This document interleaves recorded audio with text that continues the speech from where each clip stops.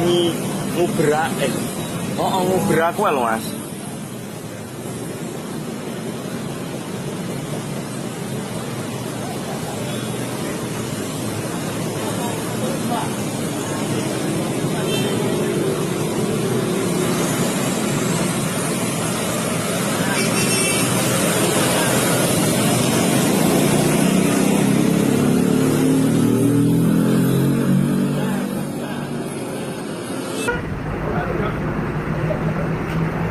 Mbak, tak kirain kecelakaan tadi.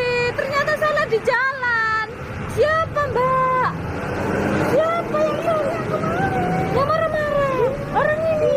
Terus adiknya mana loh, Mbak? Ya Allah.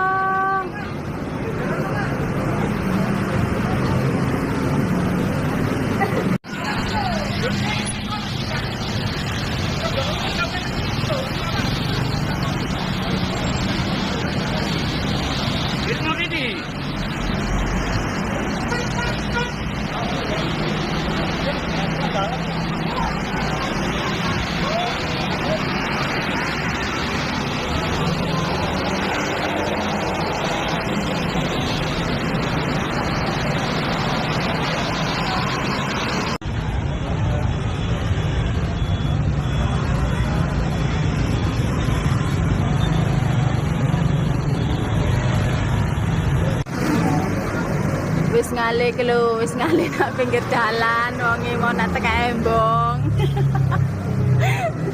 Wong-wong iki lho delok kabeh lho, ana pertunjukan.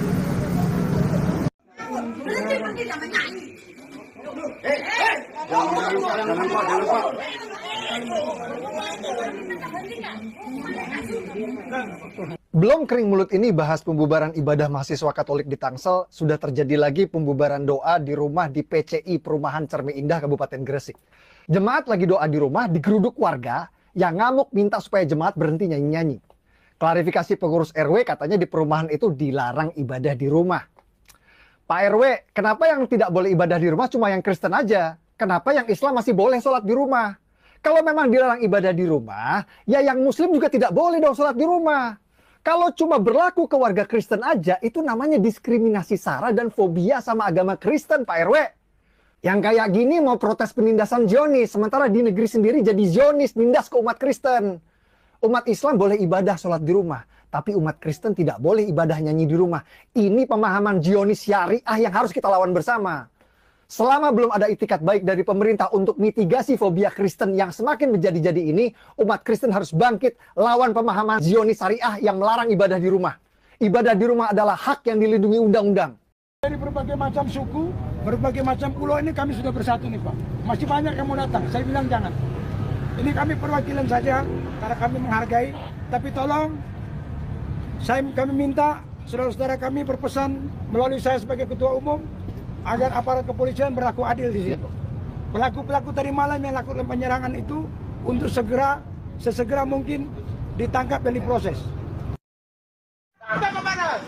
Oke, baik. Saya selaku ketua umum Petir Persaudaraan Timur Raya hari ini sengaja saya undang saudara-saudara hadir di sini. Yang tentunya yang pertama. Semalam terkait kejadian tadi malam itu sudah menyangkut sara. Satu, yang kedua kita mau minta keadilan di sini, ya. Karena tadi saya dapat informasi dari aparat melalui saudara tadi baru 2 orang mungkin, 1 orang atau 2 orang. Sedangkan pelaku semalam pengeroyokan itu banyak. Yang kita minta sekarang mungkin aparat kepolisian bisa berlaku adil di sini. Semua pelakunya kita minta ditangkap. Sepakat? Sepakat! Saya pikir kompak, biar ada keadilan. Ya, kalau masalah toleransi jangan ajarin kita orang Indonesia Timur. Betul? Kami sudah hidup berdampingan di Indonesia Timur sana. Yang ketiga, bapak-bapak polisian mohon maaf, ini Petir bukan organisasi preman. Petir ini rumah adatnya kami orang Indonesia Timur. Dan kami sudah bersinergi dengan TNI dan Polri. Kemarin kami habis dari Kabarekam. Kami sudah di sana kemarin, kami mau bersinergi dan kami siap mendaftarkan diri Petir. Bahwa Petir akan selalu bekerjasama. Saya perkenalkan, saya Logo Timur. Ya, biar dengar dulu.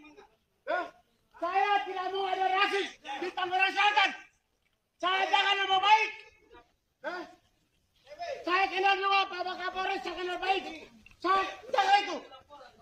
Siap ditangkap kalau saya salah. Siap. Ya. Siap. Udah polisi segera jalan. Pak, ambil itu pelaku. Ambil pelakunya. Jangan lama-lama. Kalau tidak ada, saya pimpin. Saya serang kamu itu. Betul. Lah. Jangan. Kakak. Kita udah Kakak di Mabes, saya bilang ya. Tolong sampaikan pimpinan. Kalau tidak ada yang kasih, malam ini saya pimpin, saya bakar kamu itu. Saya siap di penjara. Siap. Saya gak pusing lagi sekarang. Ya. Masa kita hidup kok ada rasis-rasis. Ya.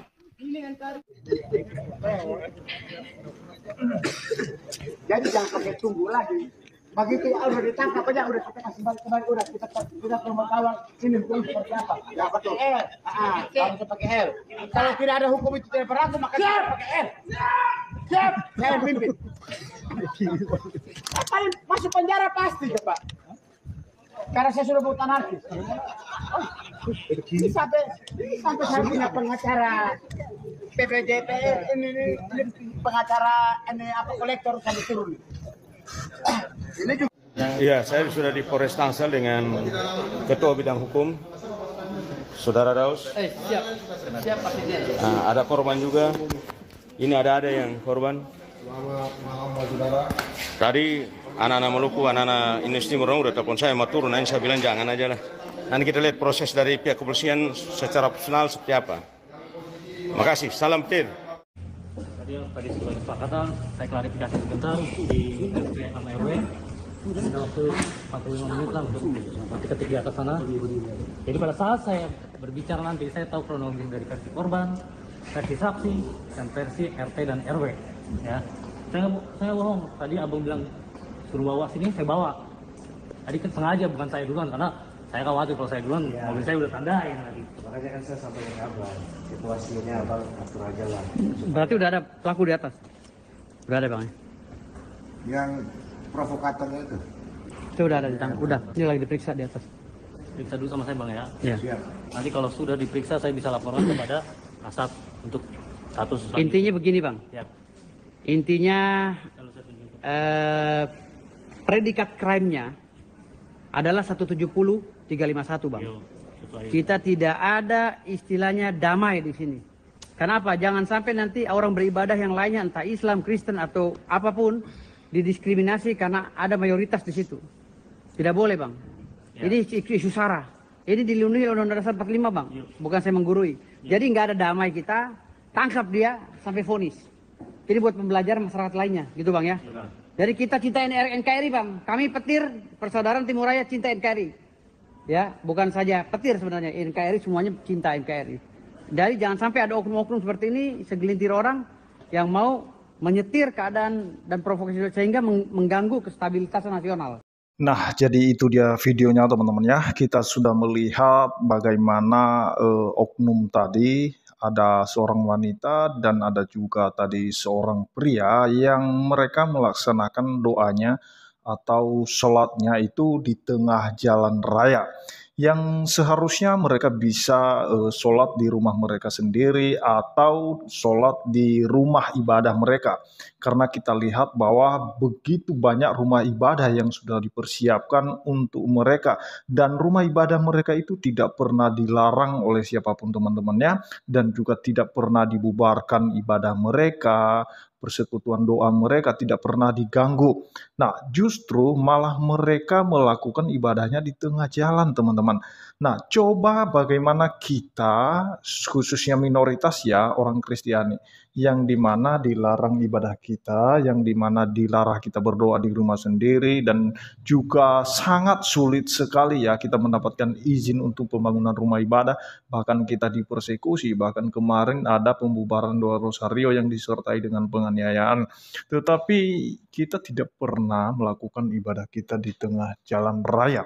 Apa artinya? Bahwa bagaimanapun ceritanya, kita tidak perlu mengganggu pengguna jalan.